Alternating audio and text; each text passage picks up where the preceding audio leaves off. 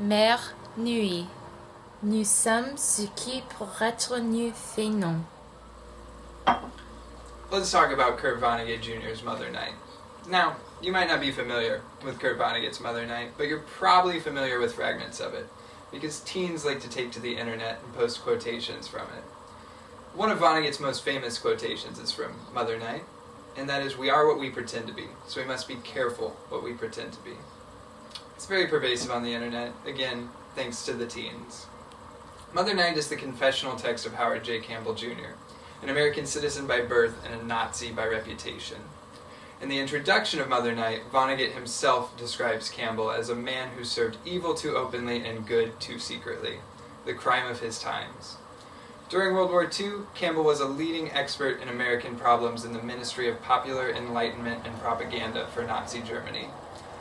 Campbell broadcasted for the Nazis under the title of the Last Free American. Through a series of coughs, pauses, and stutters, Campbell secretly sent messages to the Allied forces. Now, he didn't know exactly what he was sending.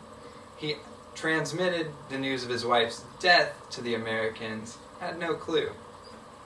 Throughout the course of Mother Night, Campbell only claims allegiance to one thing, and that's his wife Helga, or what he calls Das Reich der Zwei, or the Nation of Two.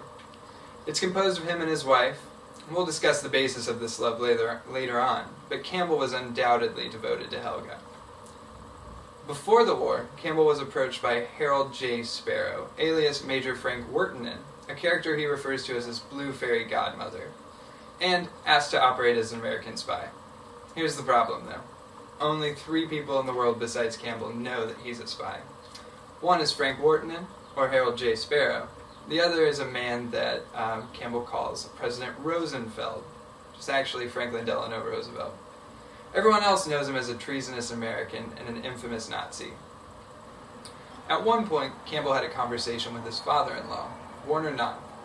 And Noth voiced some skepticism about Campbell's status during the war, said he thought at one point that he might have been a spy, but he concluded that it didn't matter. This is what Warner Noth says. He says, "You could never have served the enemy as well as you served us. I realize that almost all the ideas that I hold now that make me unashamed of anything I may have felt or done as a Nazi came not from Hitler, not from Goebbels, not from Himmler, but from you. He took my hand, took Campbell's hand. You alone kept me from concluding that Germany had gone insane." So, for all intents and purposes, Campbell was a Nazi during the war. This is Vonnegut's point. It didn't matter whether or not Campbell was at heart a Nazi. He pretended to be a Nazi, so, to many, he was a Nazi. But Campbell isn't the only character who's pretending in Mother Night. It's riddled with agents and impersonators. Almost every character pretends, in one way or another, to be something they're not. George Kraft, the closest thing Campbell has to a friend after the war, is actually a Russian agent. He's named Colonel Iona Potapov. Resi Noth impersonates her dead sister Helga and is also a Russian agent. The Reverend Dr. Lionel J.D. Jones, DDS-DD, pretends to be everything in his title, essentially. He also at one point opens up a religious university to sell fake doctorates in divinity. Botoskov steals Campbell's plays, translates them, and produces them in Russia. He becomes famous. Heinz Schlimneck, Campbell's best friend during the war, is secretly a member of the anti-Nazi underground. The point? Almost everyone's pretending, and everyone's make-believe seems to happen at Howard J. Campbell's expense. Faites l'amour comme vous pouvez. At the end of Mother Night's introduction, Vonnegut tacks on a second moral. Make love when you can. It's good for you. It's not hard to get behind this one. Let's talk about Das Reich der Zwei. Campbell often references his devotion to Helga Noth, but insinuates that their relationship is only physical, saying things like, "The nation of two my Helga and I had, its territory, the territory we defended so jealously, didn't go much beyond the bounds of our great double bed." Great. Another strong female character in Vonnegut. A wonderful sex toy. While we're here, it's worth mentioning that Colonel Iona Potapov, alias George Kraft's attitude toward women. He suggests that Campbell needs to bring a new woman around to operate as a muse for his writing. Here's another quotation about one of Campbell and Noth's encounters. "We didn't listen to each other's words. We only heard the melodies in our voices. The things we listened for carried no more intelligence than the purrs and growls of big cats. If we had listened more, had thought about what we heard, what a nauseated couple we would have been.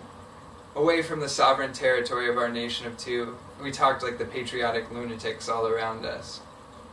Look, I know Vonnegut's treatment of women is typically problematic, but it's important not to let the description of Campbell and Knoth's vapid relationship get in the way of the point here. Sex makes sense in the context of life. People procreate, people don't. Either way, Vonnegut asserts that this very natural process is keeping these two individuals sane while in the bowels of a batshit crazy Nazi machine. And sex is Campbell and Knoth's relationship. I mean, he's keeping a detailed progressive journal of all their encounters. Marriage even brings some sense into the mind of the Reverend Dr. Lionel J.D. Jones, DDS-DD. When he gets married, he becomes a devoted husband, a happy, whole, and quiet man. One of Vonnegut's major accomplishments in Mother Night is his portrayal of the human side of spies, agents, or anyone pretending to be something they aren't in a screwed-up system. He asserts that these seemingly inhuman individuals cling to love tighter than most, since they don't have a nation to claim as home. We see this in Campbell's Nation of Two, and later in Rezinath's Ophelia-like suicide. Un homme, son pays. Helga dies in enemy crossfire during the war, and this is what Howard Campbell had to say about it. When that nation ceased to be, referring to his nation of two, I became what I am today, and what I always will be, a stateless person. This seems reminiscent of Mother Night's epigraph, a quotation from Sir Walter Scott. Breathes there the man with soul so dead, who never to himself hath said, This is my own, my native land, whose heart heath ne'er within him burned, as home his footsteps he hath turned, from wandering on a foreign strand. Now, to another quotation, one from an exchange between Campbell and Mingle while they're both in the Israeli prison. This is what Mingle says to Campbell. You're the only man I've ever heard of who has a bad conscience about what he did in the war. Everybody else, no matter what side he was on, no matter what he did, is sure a good man could not have acted any other way. There's a key phrase hidden in there, no matter what side he was on. Campbell couldn't claim a side other than Helga's. That's why he's ambivalent toward life and toward people. This is what he says about his Nazi friends in Germany. They were just people. The American government would not claim Campbell after the war as an intelligence agent, leaving him to exist in the purgatory of New York, leaving him to wait for the proverbial ollie ollie oxen free call of justice. Let's make some brief connections to other Vonnegut works here. Campbell's a lot like a character trope that Vonnegut employs in Cat's Cradle, and that's a character that's just stone cold dead. He has no motivation to move any direction. After Helga dies, he moves just because of general curiosity, and this sounds a lot like Leon Trout in Galapagos. Eventually, Campbell attaches himself to morality because he can't believe that national boundaries mark the end or beginning of anything of real concern to a human soul. Because, he says, virtues and vices, pleasures and pains, they all cross boundaries at will. Thus, in the end, Campbell surrenders himself to be tried for his crimes against humanity. Because Campbell's only an imitation of who he genuinely is, and he knows that. He became, to his chagrin, what he pretended to be. So we leave Mother Night with Campbell's intention to hang himself for crimes against himself. And that's Kurt Vonnegut's final warning. Howard Campbell was a victim of a copious amount of systems. The U.S., the Nazis, war, trust, love, they all tore Campbell apart like a pig. They even used his squeal. Campbell's sin amidst this unfortunate mess was betraying himself. We'll end this with one last quotation from Mother Night, give old Vonnegut the final word here. This is from Campbell. I had hoped, as a broadcaster, to be merely ludicrous, but this is a hard world to be ludicrous in, with so many human beings so reluctant to laugh, so incapable of thought, so eager to believe and snarl and hate. So many people wanted to believe me.